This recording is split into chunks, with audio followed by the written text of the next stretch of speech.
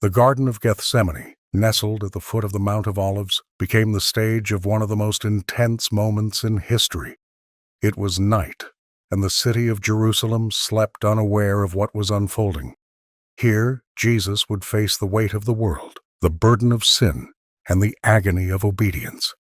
Matthew 26:36-37 says, "Then cometh Jesus with them unto a place called Gethsemane, and saith unto the disciples, Sit ye here, while I go and pray yonder. And he took with him Peter and the two sons of Zebedee, and began to be sorrowful and very heavy." This was a moment of solitude, yet surrounded by those he loved. The shadows of olive trees witnessed the deepest struggle of the Son of God. Jesus' sorrow was overwhelming. Luke 22:44 tells us, "And being in an agony, he prayed more earnestly, and his sweat was as it were great drops of blood falling down to the ground."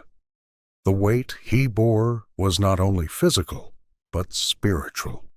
He foresaw the pain of the cross, the separation from the Father as he took upon himself the sins of the world, and the betrayal of those closest to him. In this place of intimacy, the humanity of Jesus shone through. He felt fear, sorrow, and dread. Yet he did not waver from the path set before him. He prayed, saying in Matthew 26:39, "O my Father, if it be possible, let this cup pass from me. Nevertheless, not as I will, but as thou wilt." These words reveal the tension between divine purpose and human emotion.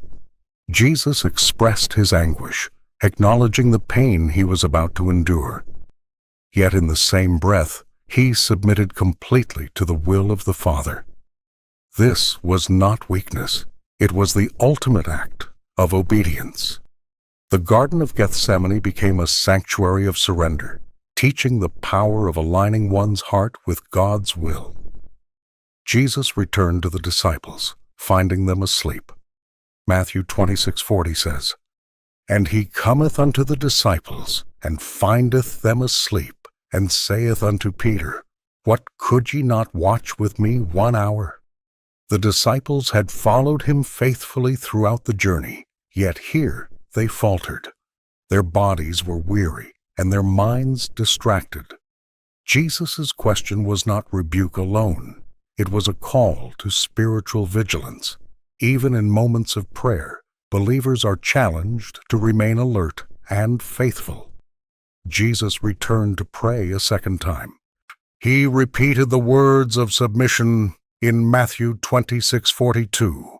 He went away again the second time and prayed, saying, "O my Father, if this cup may not pass away from me, except I drink it, thy will be done." In repetition, there is resolve. In repetition, there is commitment. Jesus demonstrated that prayer is not merely words, but a wrestling of the heart with divine purpose. He modeled endurance in the face of overwhelming trials, showing that even the Son of God embraced prayer as strength. Luke 22:43 adds that an angel appeared to strengthen him. The Father provided comfort amid immense suffering. Even in the darkest hours, divine presence offers support to those who seek it. Yet Jesus' struggle continued. He returned again to the disciples, finding them still sleeping. Their failure to watch and pray mirrored human weakness. Jesus' solitude and sorrow contrasted with their fatigue, highlighting the loneliness that often accompanies spiritual struggle. Jesus warned his disciples of the approaching betrayal. Matthew 26:45 says, "Rise, let us be going. Behold, he is at hand that doth betray me." The time of waiting was over. The man who would deliver him into the hands of sinners was near. Judas's footsteps were approaching, carrying the weight of choice, sin, and prophecy. The tension in the garden was unbearable, yet Jesus faced it with courage, prayer, and unwavering obedience. The betrayal was imminent. Judas arrived with a multitude, armed with swords and staves, sent from the chief priests and elders. Matthew 26:48-49 recounts, "Now he that betrayed him gave them a sign, saying, Whomsoever I shall kiss, that same is he. And forthwith he came to Jesus and said, Hail, Master, and kissed him." A gesture of intimacy became a sign of treachery. The kiss marked the moment prophecy was fulfilled. Yet Jesus remained calm. He did not resist, for his mission was not thwarted by betrayal. The soldiers seized Jesus. His disciples fled. Peter, in a moment of fear and defense, drew his sword, cutting off the ear of the high priest's servant.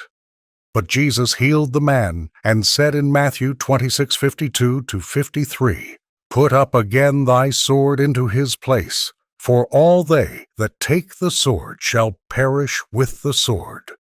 Thinkest thou that I cannot now pray to my Father, and he shall presently give me more than 12 legions of angels?" Even in arrest, Jesus demonstrated restraint, compassion, and trust in the Father. He taught that divine power is not measured by force, but by obedience, love, and submission. The Garden of Gethsemane shows the depth of Jesus' humanity.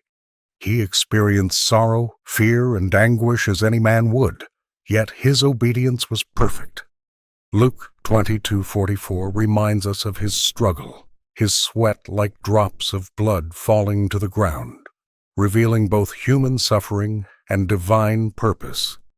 His prayers were intense, his resolve firm, and his love unwavering.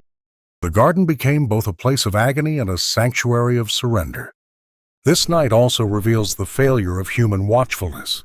The disciples slept despite his plea to watch and pray. It reminds believers that spiritual vigilance requires intentionality and effort. Prayer sustains the heart, especially in times of trial.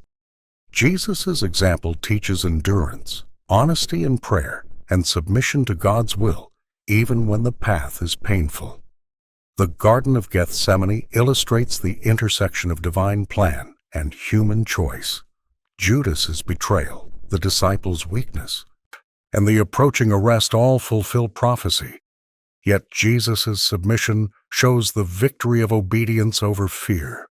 The garden becomes a symbol of faith under pressure, love in action, and the courage to endure suffering for a greater purpose. His prayers, his agony, and his surrender continue to teach the world about the depth of God's love and the cost of salvation. The Garden of Gethsemane was more than a place. It was a moment where heaven and earth intersected, where divine purpose was embraced despite unimaginable suffering. Jesus showed that obedience is stronger than fear, prayer is stronger than weakness, and love is stronger than betrayal.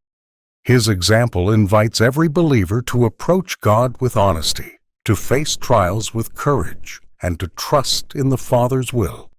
The garden stands as a timeless testament, even in the darkest hours.